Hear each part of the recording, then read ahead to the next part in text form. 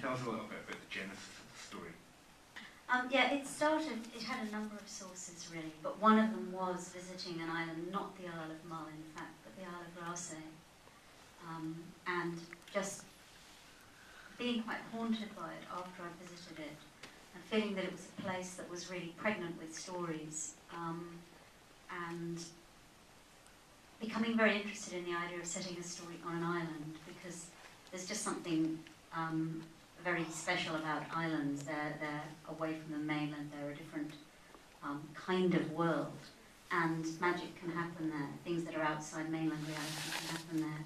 So I started to think about stories that are set on islands, and of course you're quite right, The Tempest is the first one that leaps to mind.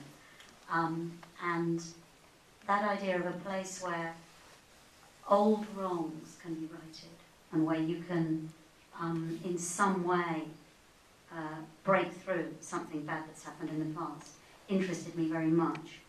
And one of the things that interested me a lot was the notion of using that kind of idea of magic, of fairy tale really, but also of making it strong and real and harsh. So I wanted to combine, if you like, two genres, the kind of almost the kitchen sink realism of the life of a child who's been abandoned by her mother and who's been brought up in care and had a horrible time, and the notion of magic and of redemption and the world that Callum brings to the story. And it was those two opposites that I was really interested in exploring. Do the characters kind of spring fully formed into your imagination, or do you work with them over a period to kind of work out how they'll interact? Well, it usually takes me about 4 years to write a novel, so they don't spring fully formed. But the novel, I mean, anybody who's read it here will know it. The novel is in the first person, the novel is Nikki's own voice. And it took me a long time to find that voice. Initially, I started to write the novel in the third person, and it was quite different. And it was actually finding Nikki's own voice, which I guess took me quite a long time. I wrote about 40,000 words in the third person and realised that I was just barking up the wrong tree. And eventually, I've been very resistant to getting inside her head, for obvious reasons. But eventually, when I allowed myself to actually really explore that first person voice, and she's very angry and she's quite mad, but she's also quite funny, then the novel began to grow. So it didn't spring fully formed, it's more like I had to find it and get into it. I mean, I think that writing is often very like acting. You actually have to inhabit the head of the character. So if we can bring in Brek and Elizabeth, who are co-directors, how do you go about creating that internal feel of a book when you're actually trying to put it on screen? What are the challenges of doing that? Shall I start? I predominantly adapted Jane's novel, so they worked very closely together through the whole thing. It was a very important choice to think about how to translate a first-person deeply interior narrative into something that was visual, and I think what we tried to do was rely on an excellent actress to do half the work for us, but also to use the island as a character, use a very minimal amount of dialogue to signpost us in particular ways, but also to rely on I don't know. I mean, you know, it was a combination of factors, really. Yeah, I think in terms of, I mean, obviously you were dealing a lot with the dialogue, and I kind of worked along the visuals at the same time as you, and we tried to balance the pictures with the dialogue, because obviously there's obviously so much picture, telling. And I think one of our key kind of strategies was to really think about how Nikki would see the island when she first arrives, in terms of the fact of, we picked Mull for a very specific reason as well. It's kind of bleak place, but it's also quite beautiful in places. So that gave us kind of our arc from when Nikki gets to the island and really doesn't see it for very much. She's just there, it's where her mother lives. And we decided that we wouldn't actually use wide shots, and we wouldn't really colour our pictures too greatly at the beginning, so that we could really go somewhere during the story. So as she's making these discoveries both about her mother, but also through her relationship with Callum, she's starting to see a wider picture and colour is starting to come in. And therefore, you hopefully as the audience are starting to see that shift subtly in Nikki as she opens up. And that's keeping you hopefully in thinking about Nikki's head. You're seeing the story is very much from Nikki's perspective. And so other key aspects that we really worked very hard to kind of give her that voice with the flashbacks as well in terms of her past story and creating that sympathy for her in terms of her experiences of growing up in care without love. And I'm trying, and there were other little ways as well. Just in costume, think of costume, costume. yeah. She starts with very buttoned up clothing and then ends up with a sort of open neck shirt, and you know she physically starts changing when she's there. Can I ask Jane, how do you feel about obviously having created these characters? Is it a shock when you see the actors cast and do they look the way that you imagined them? Well, of course they don't, but they're great. I mean, that's the thing. An adaptation is a different medium. It's a different object altogether. And I mean, I have had experience of adaptation before, so I did, I kind of knew that would happen. It turns into something altogether different. This feels really, really different than the novel. I love it, but it's a different thing altogether. And the characters, obviously I had a very clear notion of what the characters are like in my head, and these are not like them. And the other thing that's quite weird for me is that this novel also had an incarnation as a radio play. It was a radio drama on Radio 4, and in that production, David Tennant played Callum very well. But I think Colin Morgan is also fantastic, and they were really different performances. So it's actually fantastic because you make something, and then other people take it away and make it into something else. So can I ask Brek and Elizabeth, before we open it out for questions from the audience, what was it you specifically saw in the novel that you wanted to get on screen? What was it that inspired you about it? I read it just in a totally picked it up by random in a bookshop in America, and the American edition had this sort of byline, which was that Jane was one of Britain's best kept secrets. And I just thought, well, I'm British, I haven't heard of her. But fantastic and very intriguing and very a wonderful set of reviews, a wonderful blurb, a wonderful, it was just very engaging right from the start. And I read it in one sitting and was just immediately struck by it. I just thought on so many levels. I had worked in Los Angeles for many years.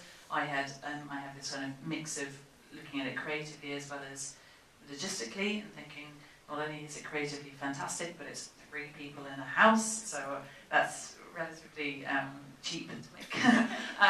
And wouldn't it be fantastic to do something like this and go home and make something in Britain? So that's what immediately struck me about the project, and then Brek and I got involved. And then Liz gave me the book and said, what do you think? And had a read through, and I was really struck by. I just love this idea of telling stories through landscape. I just thought that just cinematically just really spoke out, and thought we could really do something really interesting with that, particularly with her kind of growing understanding of her past and her changing as well, her warming up as she's understanding it exactly what's around her. But the other factor as well, which is actually what Jane, what you brought up, was the contrast between the social the kitchen sink aspect with the fairy tale. I just thought it was just what an opportunity.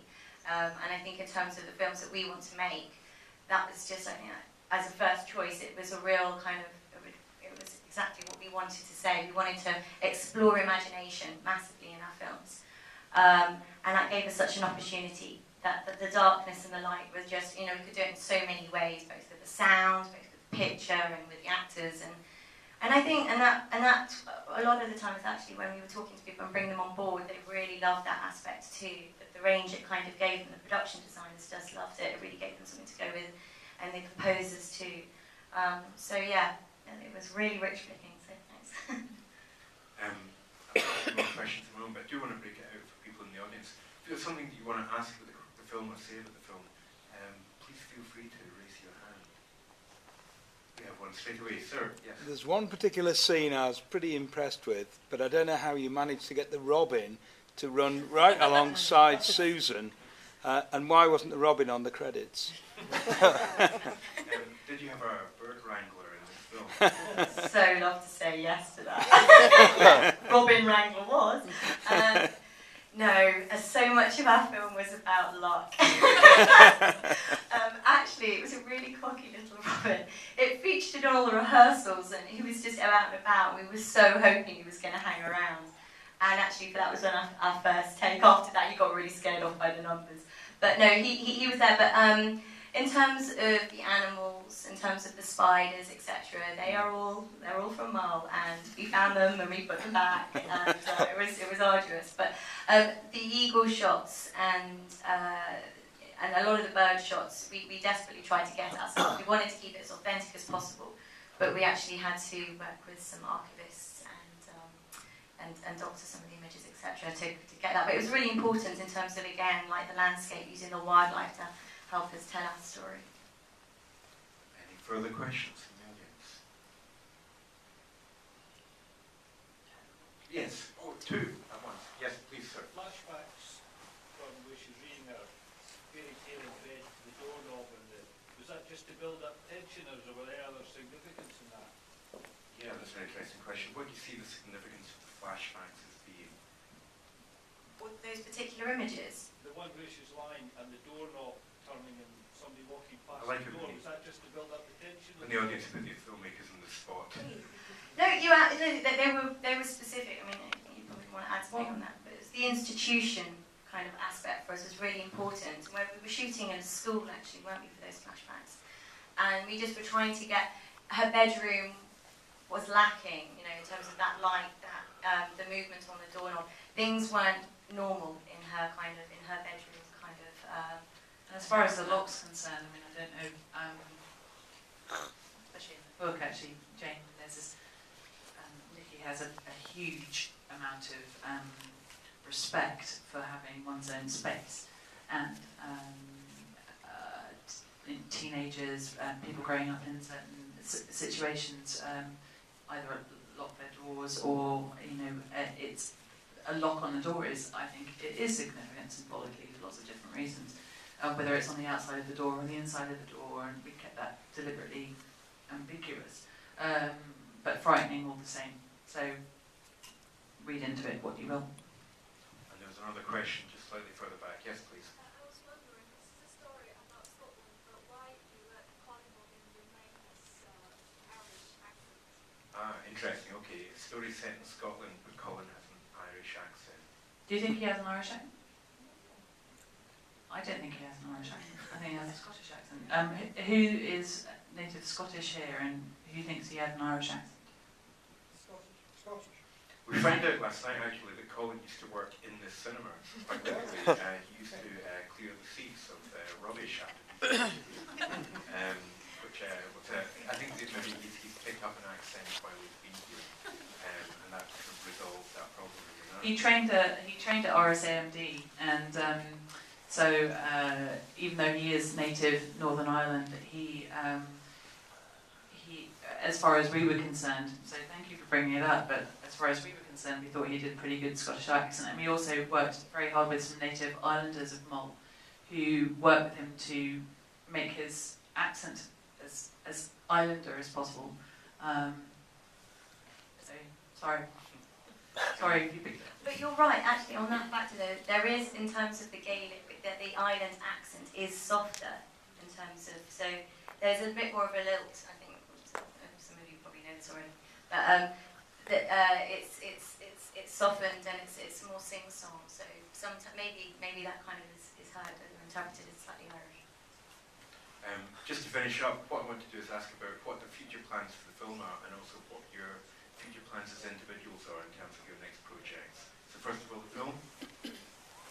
Well, the film is being released by Soda Pictures throughout the country from sort of the Easter weekend, so end of April, for the next quarter, and there'll be at various places. There'll be a touring touring screening around Scotland, certainly, but at various other cities throughout the UK and hopefully worldwide. DVD comes out in July, so feel free to pre-order it on Amazon.